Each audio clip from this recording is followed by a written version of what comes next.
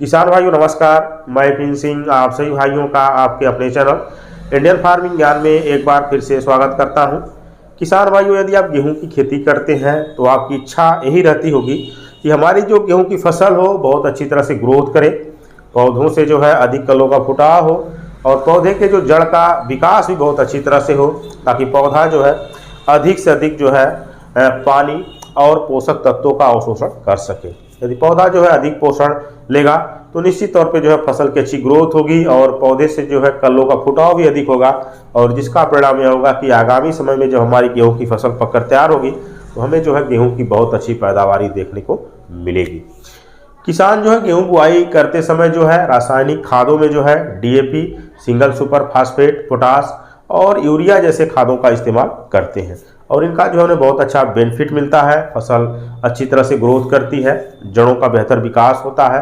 और पौधे जो है तने के भी काफ़ी मजबूत होते हैं, फसल निरोगी होती है। और वही जो है जब पहली सिंचाई करते हैं तो किसान जो है अपनी गेहूं की फसल में जो है पहला यूरिया देते हैं। तो पहली सिंचाई पर यदि हम अच्छी तरह से जो है उर्वरकों का प्रबंधन कर देते हैं तो हमें जो है इसका बहुत अच्छा रिजल्ट मिलता है। बहुत से किसान होते हैं जो पहली सिंचाई करके जो है केवल यूरिया का इस्तेमाल करते हैं और फसल को जो है यूरिया के भरोसे छोड़ देते हैं। तो कुछ दिन जो है यूरिया का रिजल्ट जो है उन्हें बहुत अच्छा दिखता है, फसल हरी होती है, कलों का फुटाव शुरू हो जाता है, और जैसे ही जो है फसल को यूरिया दिए हुए लगभग 20 से 25 दिन हो जाते हैं तो जो है फसल की ग्रोथ रुक जाती है और पीली दिखाई देती है और कई तरह के जो है पोषक तत्वों की कमी देखने को मिल जाती है। इसलिए जो है गेहूं की पहली सिंचाई पर जो है हमें कई उर्वरकों को देना चाहिए,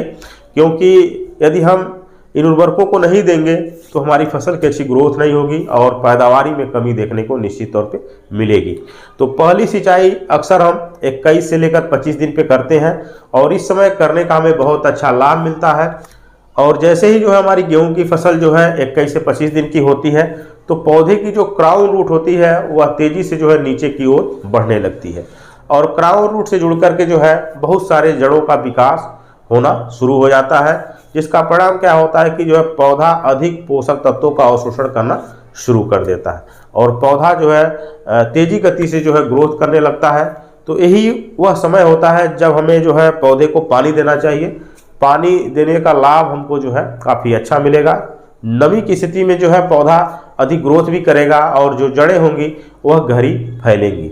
तो जो है पहली सिंचाई जो है खास तौर पर हमें जो है 21 से 25 दिन की गेहूं की फसल होने पर कर देनी चाहिए। और पहली सिंचाई करने के जो है 4 से 5 दिन बाद जो है अब देख लीजिए, जब खेत में जो है पैर टिकने लगे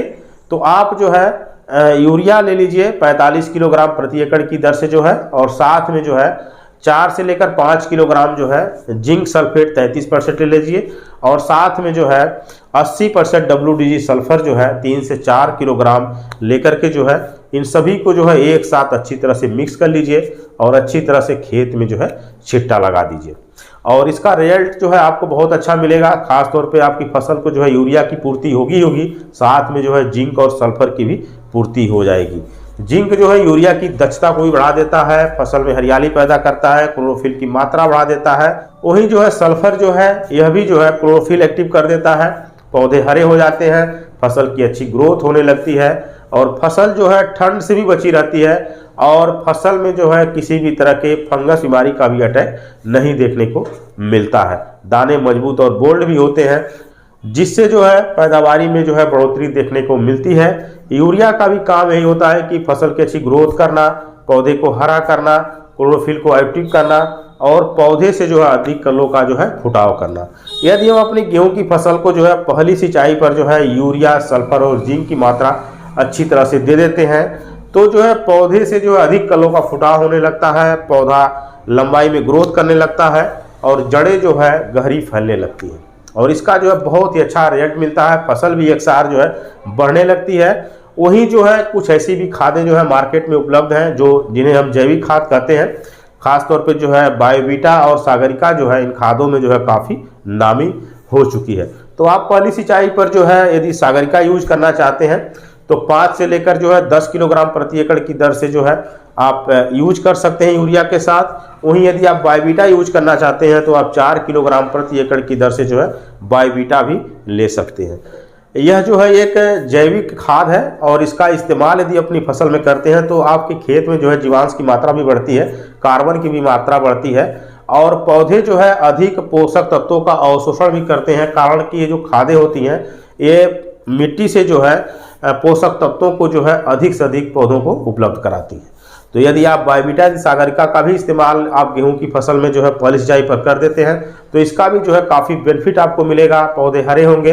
और कल्लों का फुटाव भी ज़्यादा देखने को मिलेगा और पैदावारी में जो है काफ़ी बढ़ोतरी आपको देखने को मिलेगी। वहीं यदि आप गेहूं की पहली सिंचाई करने के बाद जो है इन फर्टिलाइजरों का इस्तेमाल यदि कर लेते हैं तो आपकी गेहूं की फसल में जो है चमत्कारिक लाभ आपको देखने को मिलेगी। बहुत से ऐसे भी अच्छे किसान होते हैं जो इन उर्वरकों को देने के बाद जो है जैसे ही जो है 20 दिन का समय बीतता है तो जो है अपनी गेहूं की फसल में जो है NPK 19-19-19 ले लेते हैं 1.5 किलोग्राम प्रति एकड़ की दर से जो है और साथ में जो है 100 ग्राम चिलेटेड जिंक ले लेते हैं और इन्हें जो है 150 से 200 लीटर पानी में घोल करके जो है गेहूं की फसल में जो है अच्छी तरह से स्प्रे कर देते हैं। तो ये क्या होता है कि जो है हमारी फसल की जो है ग्रोथ नहीं रुकती है और हमारी फसल जो है अनवरत रूप से जो है आगे बढ़ती रहती है और कल्लों का जो फुटाव होता है वो भी जारी रहता है। तो यदि चाहते हैं कि हमारी फसल की ग्रोथ ना रुके तो पहला यूरिया देने के जो है कम से कम 20 दिन बाद जो है एक बार 19-19-19 और साथ में जो है चिलेटेड जिंक मिला करके जो है आप स्प्रे कर सकते हैं। वहीं जब आप गेहूं की फसल में जो है दूसरा पानी देते हैं तो दूसरे पानी पर भी जो है आप यूरिया का इस्तेमाल जो है कर सकते हैं। तो किसान भाइयों यदि आप चाहते हैं कि आपकी गेहूं की फसल जो है बहुत अच्छी तरह से ग्रोथ करे तो आप जो है पहले पानी पर जो है बताए हुए उर्वरकों का इस्तेमाल करिए और साथ में जो है NPK 19-19 का भी इस्तेमाल करिए। तो इन उर्वरकों के इस्तेमाल से जो है आपकी गेहूं की फसल की बहुत अच्छी ग्रोथ होगी और कल्लों का फुटाव भी ज़्यादा देखने को मिलेगा और फसल एकदम हरियाली से भर जाएगी, बीमारी भी देखने को नहीं मिलेगी और आपकी फसल जो है एक साफ दिखाई देगी। तो किसान भाइयों जानकारी कैसी लगी कमेंट में ज़रूर बताएं। अगले वीडियो में जो है एक नई जानकारी लेकर फिर मिलेंगे, तब तक के लिए धन्यवाद।